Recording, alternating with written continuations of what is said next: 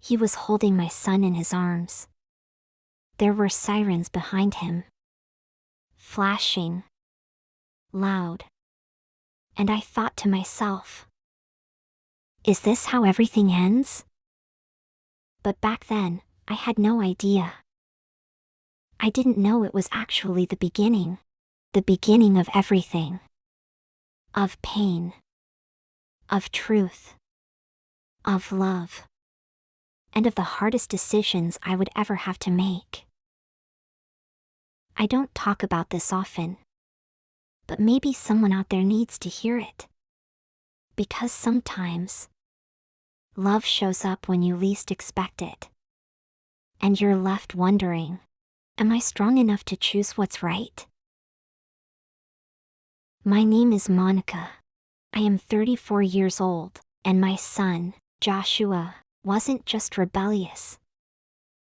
He was my greatest challenge, my greatest fear, and my deepest love. He never listened to me. He hated rules, skipped school, chose the worst friends. He said he didn't care about the future, didn't want to take the SAT, didn't want college. He just wanted freedom. But I could see it, he was falling. I tried to pull him back, but the harder I tried, the more he pushed me away. And deep inside, I was terrified he'd follow the same path as his father. He didn't know it yet, but I did. Joshua was more than just a rebel.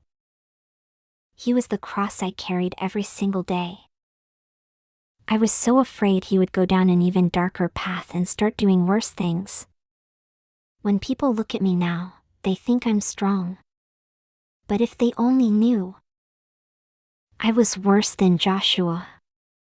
Way worse. At 16, I skipped every class. I partied every night. I never cared about school, never held a job. And then, I met him. He was 37. A biker. Wild. Charming in the most dangerous way, and I felt such a passion that I thought he would protect me forever, no matter what happened. And I fell, fast and deep. I thought I had found passion, but I had just found a mirror of my own chaos. 3 weeks after I told him I was pregnant, he vanished. Gone. Just like that. Since then, watching my son grow up has been my greatest joy, and also my greatest cross. He always asked, "Where is my dad?" And I never had a good answer.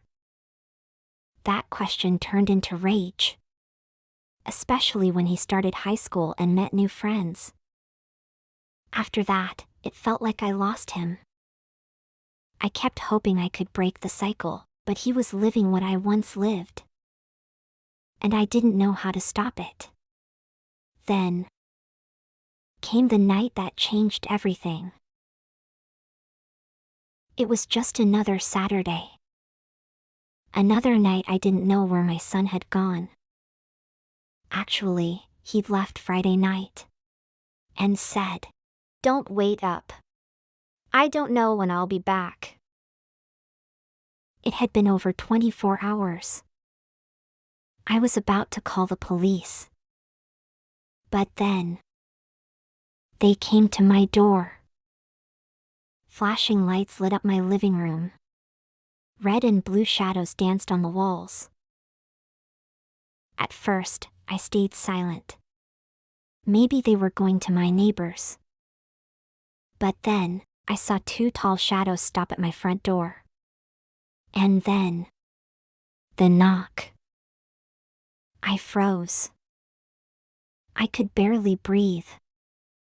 I gathered my strength to open the door, and then I saw it. An officer, strong, serious. He was holding my son. Hand on his shoulder. firm, but gentle. His name was Officer Brian. And in that moment, I knew everything was about to change. Joshua had been caught. He was out in the streets. Drunk. Surrounded by ex-cons, he was the only minor. The others ran. He didn't. And Brian brought him home. Still holding him, he looked me in the eyes and said, "You will have to go to jail." My mouth dropped open. But before I could speak, he continued, "If this happens again, you could go to jail. He's underage. He's your legal responsibility." I was still processing when my son stormed into the house. Didn't say a word. Just slammed the door to his room. And I broke. Right there. In front of the officer.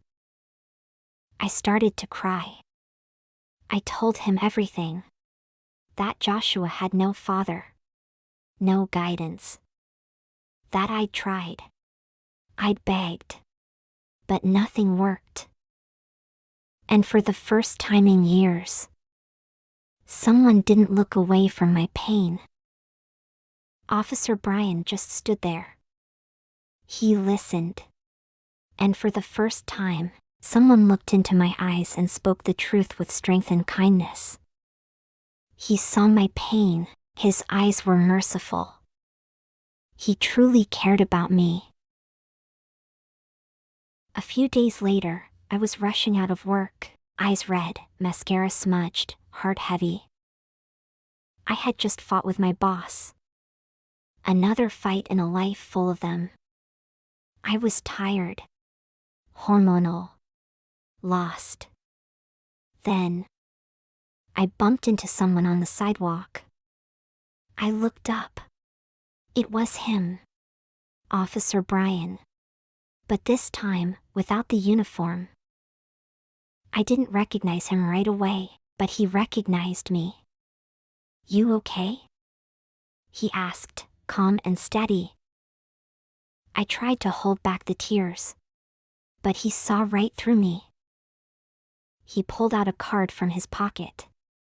"If anything happens, or if you just need someone, call me." I took it. Didn't say much. Didn't even know if I'd ever use it.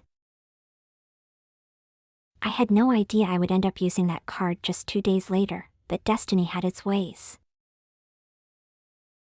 Joshua had disappeared again. I was panicking. It was night, and I couldn't breathe from the worry. So I called. He answered on the first ring. Even though it was his day off, he put on his uniform and went out looking. Thankfully, he found Joshua fast, hanging around a parking lot with older guys again. That night, I invited Brian over for dinner. As a thank you, I made something simple. Nervous the whole time.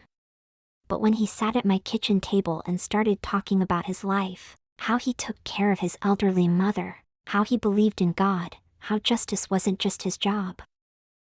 It was his mission. I saw something I had never seen before.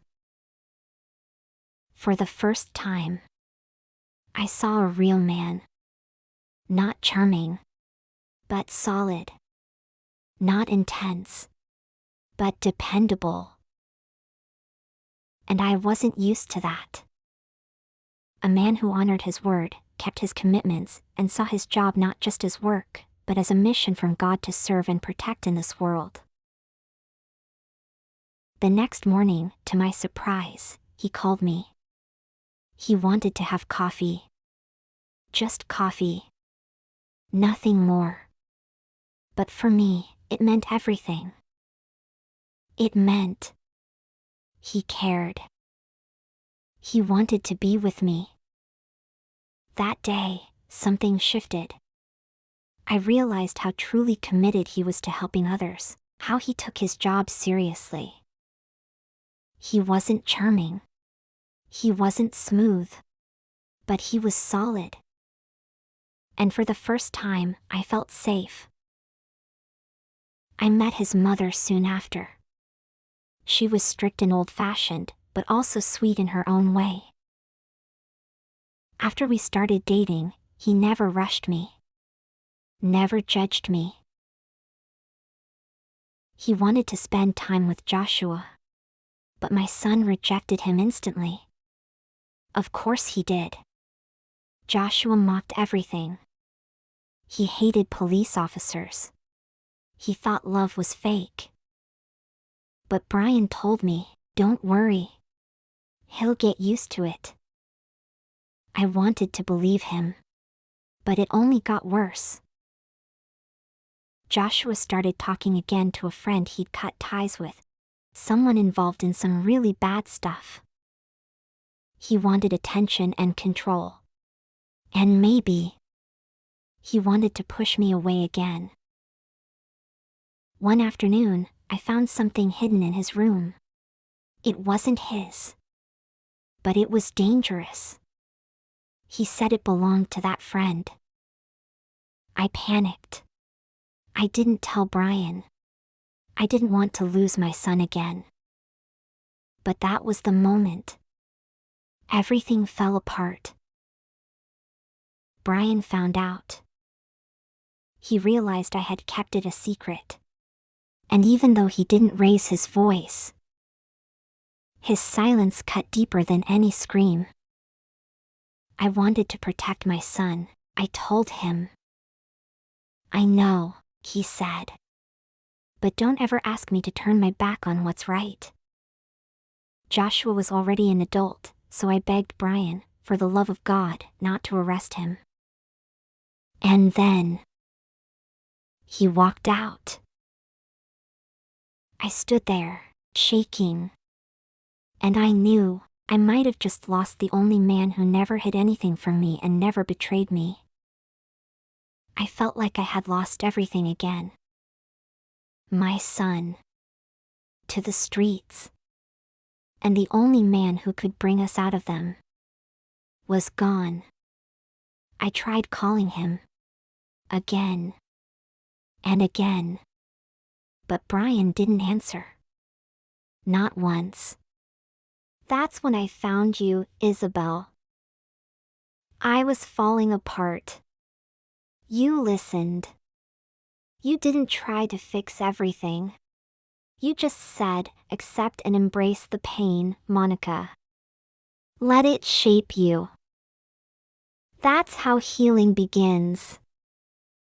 And then you looked into my eyes and told me what no one ever dared to say. Brian was right. Your son is old enough.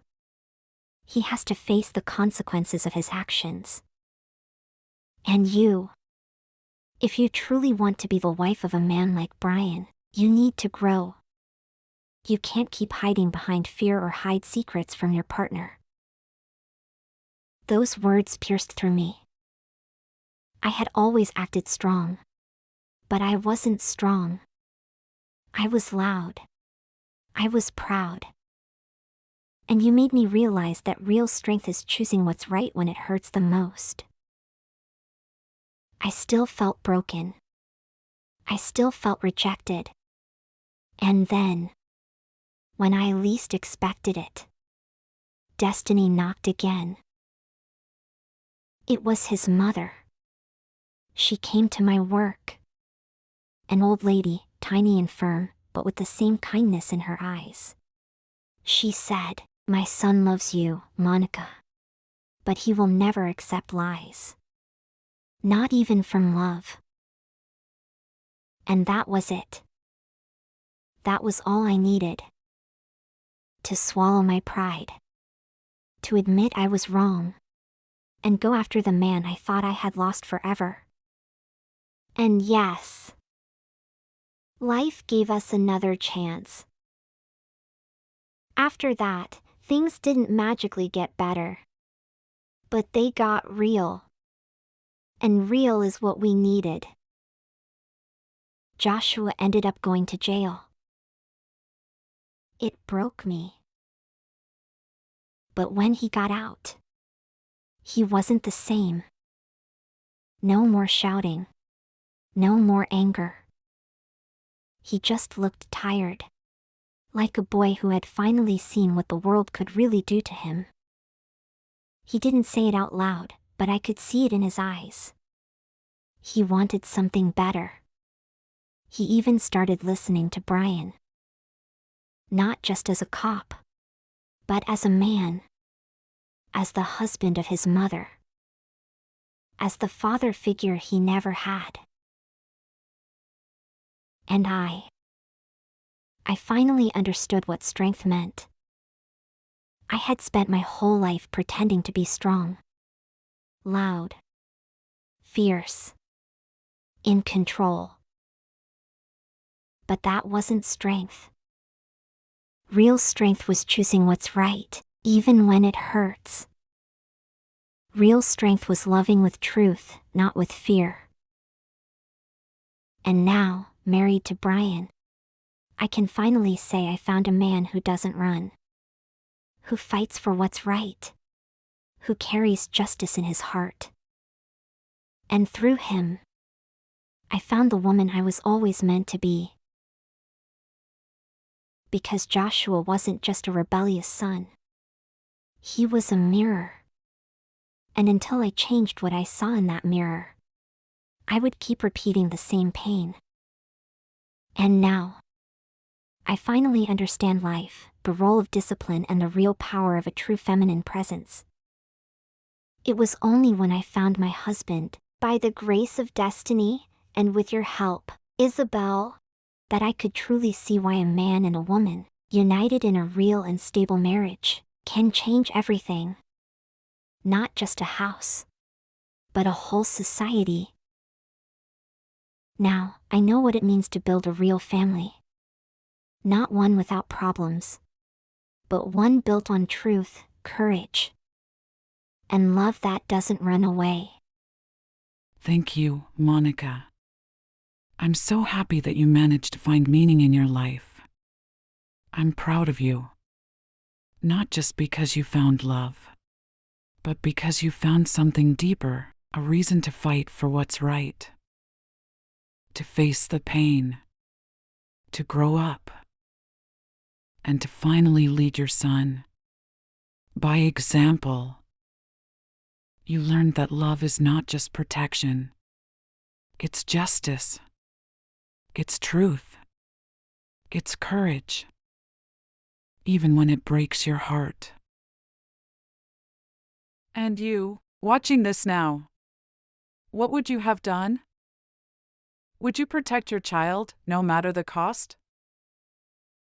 Would you hide the truth from your partner to save your family? Or would you take the risk of losing everything, just to stay true to who you are? This was the story of one of my patients at the end of her treatment. Her name was changed, and the details were adapted with her permission. I will keep posting these stories from my psychological consultory to help you learn English and reflect on life, because I believe these are not just stories. They are stories that heal, teach, and transform. And your story matters too. If you want, share it in the comments. I'll be here, reading and responding, with insights from the heart and from my years as a therapist. If this story touched you, share it with a friend who might need to hear this. And if you want to keep growing with us, don't forget to like, subscribe, and hit the bell for the next story. Thank you, and I'll see you in the next video.